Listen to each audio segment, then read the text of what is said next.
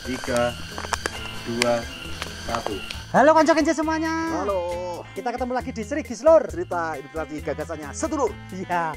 Kali ini kita berada di pintu masuk Gunung Lawu via Cetok. Ya. Dan kemarin kita baru saja mendengar bahwasanya ada kejadian meninggalnya salah satu pendaki gunung muda, Mas Andi Sulistiawan. Kita bertiga dan juga teman-teman BBC mengucapkan turut berbelasungkawa yang sedalam-dalamnya. Semoga Mas Andi Sulistiawan arwahnya diterima di sisi Allah Subhanahu wa taala. Ya. Orang mau Mas Andi, Mas. Oh, ngono. Jadi banyak yang tersesat di Gunung Lawu. Gunung Lawu. Nanti ada cerita-cerita yang lebih menarik lagi. Oke. Ya, nanti kita ketemu dengan siapa, Mas? Dengan salah satu koordinator petugas pendaki Gunung Lawu yaitu Mas Nardi. Ya, pokoknya ikuti terus di YouTube channel Berbagi Cerita. Jangan lupa untuk subscribe, Like, komen, dan share. selamat menonton. Selamat menonton. Berbagi Cerita.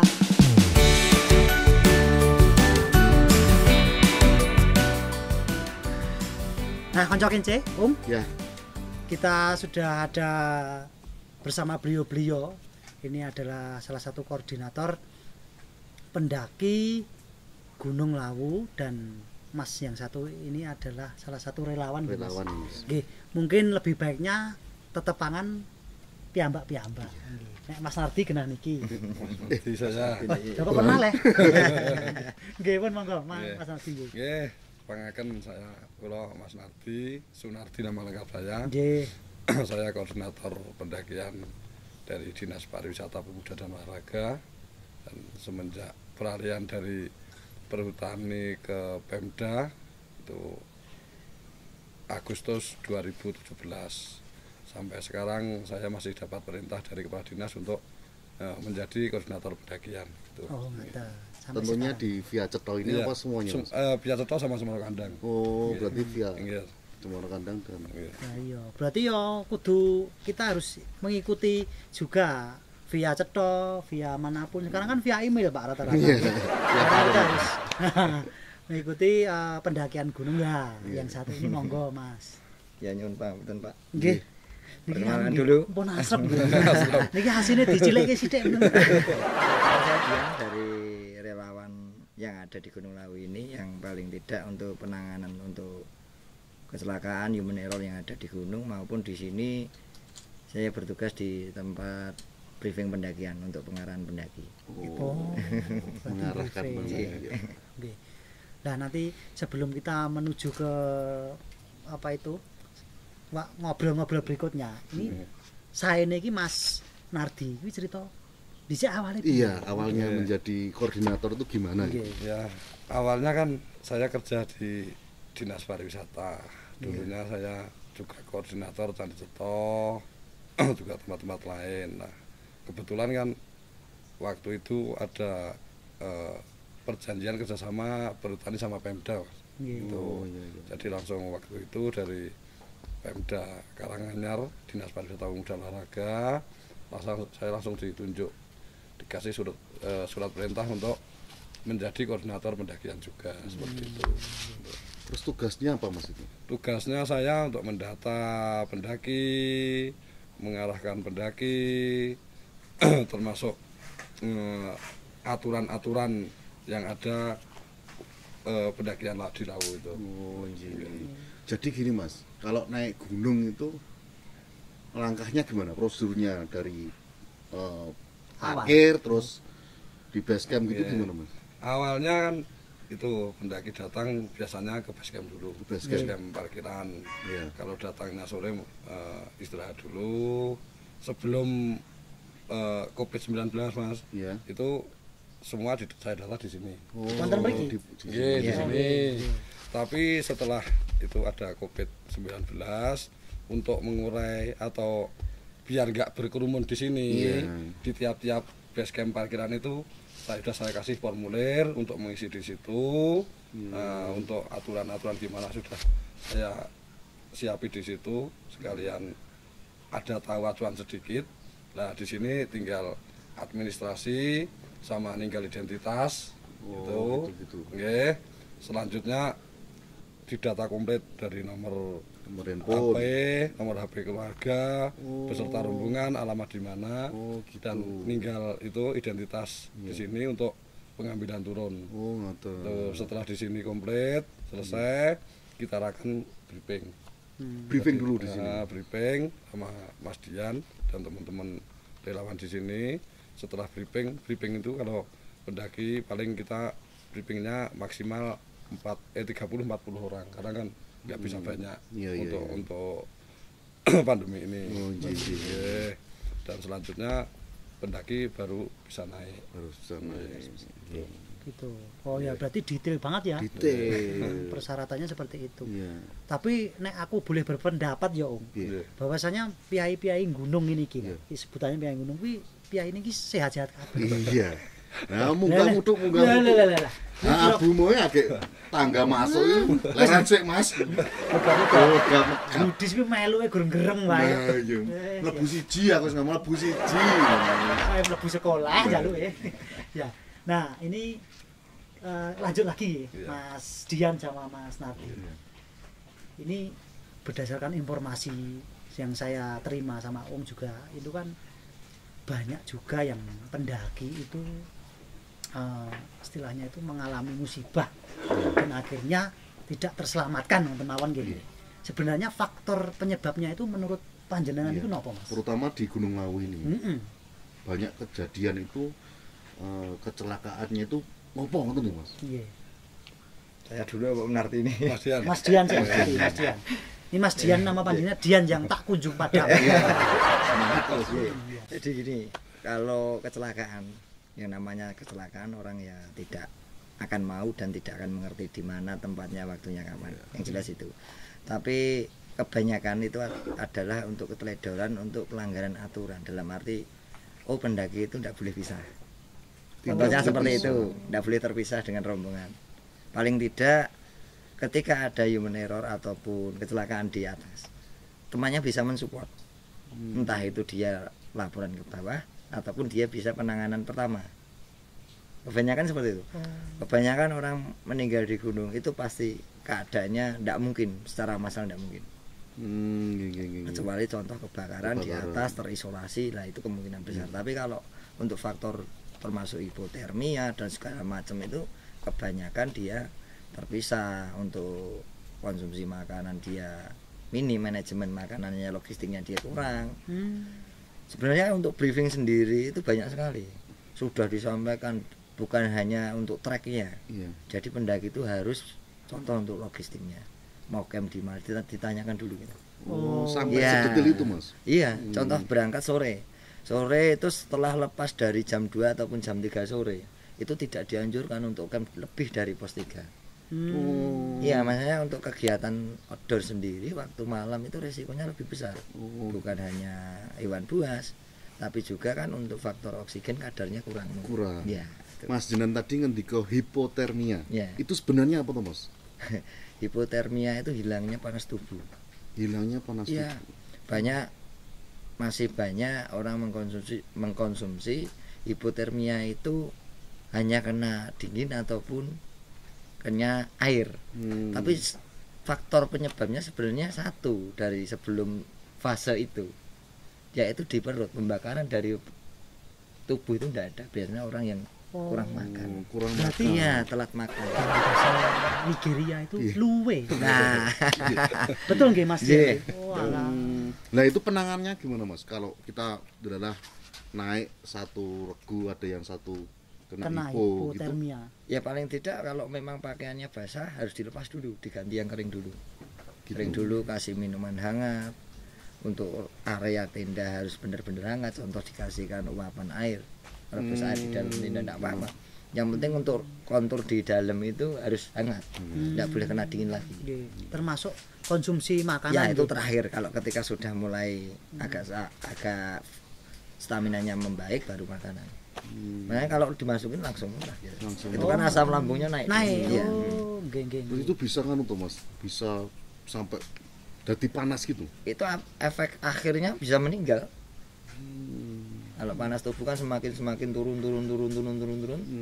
Hilangnya panas tubuh kan tetap meninggal dunia. Itu. Kok Mas Dian ini kok paham banget. Jadi relawan tuh sudah Udah lama Mas. Saya nggak lama sih Pak, dari tahun 2007. 2007. 13 tahun. Nah ya. Masih senior saya masih Boleh. banyak. Wis awet ringin buri omahku. Anu, nyun sewu ke Pak Nardi. Ya. Kan sekarang ini karena kejadian di Gunung Lawu kan banyak ya Mas. Orang hilang, meninggal dan sebagainya. Akhirnya ada apa ya? Himbauan dari kepolisian ya Mas. Nggih. Niku himbauannya apa pun Mas? Himbauan kemarin dari Pak Kapolres itu kan pembatasan usia. Pembatasan usia. Pembatasan usia. Jadi usia di kurang 18 tahun dilarang mendaki. Dilarang Nggih. Tapi ada kebijakan dari Pak Kepala Dinas boleh kecuali ada pendamping yang profesional. Itu yang pertama. Yang kedua, pendaki pemula Nggih. juga harus pakai pendamping. Pendamping. Itu. Itu 18 tahun Sama yang harus belum berpengalaman. belum berpengalaman. Ya. Lah, Jadi untuk mengantisipasi itunya. oke. Nah, ini Pak Nardi dan Mas Dian. Kan kemarin itu kita juga ada musibah ya. Kalau nggak salah tanggal 5 Juli kemarin itu. Nah, ini bisa diceritakan singkat saja Mas. Itu kronologinya itu seperti apa tuh Mas? Yang Mas 5 Juli yang Mas almarhum Mas Andi. almarhum gitu. Itu lewatnya sini Mas. Itu Cemoro Sewu. Oh, cuma beda. Beda jalur. Beda jalur. Beda jalur. Jadi bukan maksud ya tetap kita bertanggung jawab karena evakuasi kan lewat Cemoro Kandang. Tapi untuk kronologi kejadian atau gimana ya mengatakan pertanggungjawaban atau gimana kan itu registrasi di Cemoro Sewu. Oh. Jadi di Jawa Timurnya. Tuh. Ya. Lah iya, kita ya cukup menyayangkan dan prihatin juga ya. Tapi intinya ini pendaki terutama pemula seperti saya ini kan berarti harus mengikuti prosedur yang ditetapkan gitu ya, Iya. Mas? Ya bukan hanya pemula, semuanya. Oh, Kalau pemula saja nanti yang masalahnya kita sama-sama manusia. Bukan berarti pendaki yang lebih dulu atau senior untuk keselamatan lebih baik, tidak seperti itu. Kondisi stamina manusia kan suatu saat pasti akan turun. Ya berbeda. Ya, oke. Tapi di atas sana sebenarnya sudah ada rute-rutenya Mas. ada jelas. Petunjuk jalan. Jelas sekali. Nah itu memang banyak ya Mas yang nyun sewu terabas gitu. Ya kadang sih nyamannya orang Oh. sudah di briefing, suruh ikutin jalur, ndak usah macem-macem. Ya namanya orang, apalagi yang sering memacu adrenalin kadang. Oh, kadang gitu. Iya. Karpe ngoten gitu. Oh sana lebih cepat kelihatannya. Kata kelihatannya ini kan gawat. Jadi kalau main di hutan kan berbahaya. Nggih. Akhirnya tersesat. Iya, lost area tersesat dan sampai mungkin ditemukan meninggal ataupun dia Aku ya tersesat. Ah. Deleke. Aja ngono kuwi. Dia gori loh. Lah, iya. Lah ini menyambung tersesat Mas. Mungkin ada himbauan ataupun saran bagaimana caranya biar pendaki itu tidak tersesat Mas. kalau lewat jalur Cetro sendiri sih sebenarnya sebelum Pasar Dieng jelas. Kalau Pasar Dieng kan memang jalurnya banyak di situ. Tapi jelas ada petunjuknya, sudah ada. Yang Rutenya. jelas teknis jalur sebenarnya rutenya sudah ada. Kalau masalah tersesat ataupun tidak, yang jelas kembali lagi kalau dia tidak terpisah dengan rombongannya. Satu, yang kedua dia tidak main-main, dalam arti main-main dia seperti potong kompas, potong jalur seperti itu. Insya Allah ndak bakal. Apalagi kemarin ada tambahan ya untuk briefingnya, ketika masuk Pasar Dieng untuk HP harus dikeluarkan untuk rekod perjalanan sampai puncak. Iya, nanti untuk mengacu dia turun. Jadi ketika lokasi tersebut kena kabut dengan visual pandang terbatas, ada acuannya. Jadi seperti itu. Sudah detail sekali kalau untuk briefing. Ya. Gitu. Kan Mas Nardi sama Mas Anu kan udah ngotok ya. Nah, itu. Ya pernah tersesat Mas. Kalau sampai sekarang semoga tidak. Nah terus Mas, kan banyak ya saya kapan itu kan di sosial media kan juga ketika pintu masuk Gunung Lawu via Cetovia Cemoro Kandang dibuka itu ribuan katanya Mas yang naik. Iya pertama. Ya itu ribuan. Nah itu Mas jaga nih tersesat. Kalau misalnya ada satu rombongan tersesat, saya dilakukan apa tuh Mas? tulung-tulung ya ra iso itu Mas. Nah, ini jadi pada waktu luapan pendaki kan belum ada regulasi pembatasan kuota. Ya. Jadi semua potensi ataupun relawan ada pos di atas. Ya, jadi ada tim-tim per pos itu yang memantau pergerakan. Oh. Tapi tidak harus pakai seragam. Oh, ngoten. Jadi tidak mengurangi kenyamanan. Iya. Pos bayangan. ya. Nah, ini sing lewat iki. Gori. Ini gori. Ini anjing lawu ya. Anjing lawu, Ya, ya. itu juga viral itu gori itu. Betul, ini lewat ki mau. Dadi kelane Srigis Lur iki. Oke. Ini langsung saja ke pengalaman. Iya. Mungkin ada pengalaman yang tak terlupakan selama ini Mas Nardi sama Mas Dian. Ya kalau pengalaman di pos pendakian Mas, Nggih. pengalaman kan seperti malam waktunya kita istirahat gitu. Karena kan untuk akhir-akhir ini kalau dulu sih kita jam 1 malam kita layani untuk pengunjung turun ambil identitas. Jam 1 malam. Nggih, Tasih, kalau Mas. dulu masih Lah. kita karena untuk Covid kan kita harus jaga kesehatan. Iya, Iya. benar. Ini maksimal sampai jam 10. Ya, Jadi ya. jam 10 belum turun. Walaupun turun jam 11 identitas diambil besok paginya. Nah, pengalaman hal seperti itu kadang kita terkecoh sama pendaki yang masih di atas perjalanan turun. Nggih, kadang biasanya laporan sakit atau gimana. Iya. Nah, ternyata enggak sakit. Nah, napa Mas? Nah, gori. Oh, kok gori? Gori. Niki wau. Sego mari. Oh, Jadi kita sama teman-teman bawa bekal naik, ditolong, dikasih makan, mari. sembuh. Kasih tas hangat, sembuh. Tes mulu. Nggih. Padahal kita waktunya istirahat.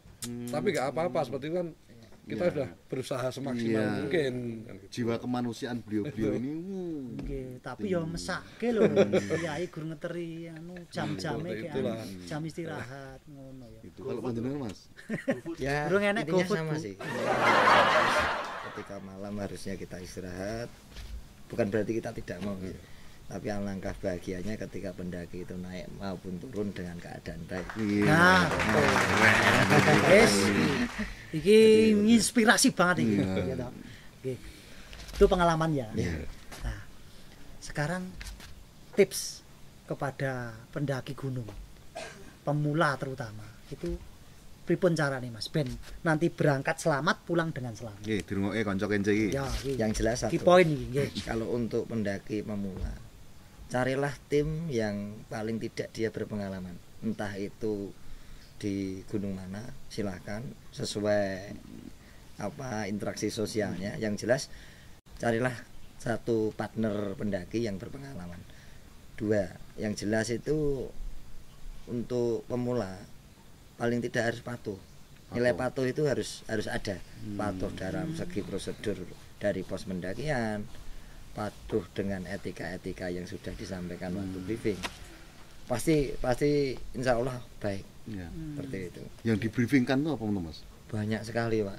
Dari mulai kalau mungkin sebelum Covid tidak ada yang namanya untuk protokol ke arah seperti masker, hand sanitizer tidak. Iya. Tapi yang jelas kalau untuk sekarang Oke. itu yang pertama yang jelas untuk protokol kesehatan yang ada di pos pendakian maupun di camp area.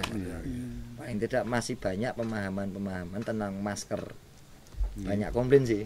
Biasa ya, iya, ada iya, sih. iya. Kok pendaki trekking nggak harus pakai masker? Seperti Hmm. itu. Bukan seperti itu kan teknisnya. Paling tidak masker dipergunakan ketika berinteraksi dengan orang lain. Nah, Ya. nggih, berarti harus patuh. Iya, kalau hand sanitizer kita untuk tempatkan untuk satu orang satu.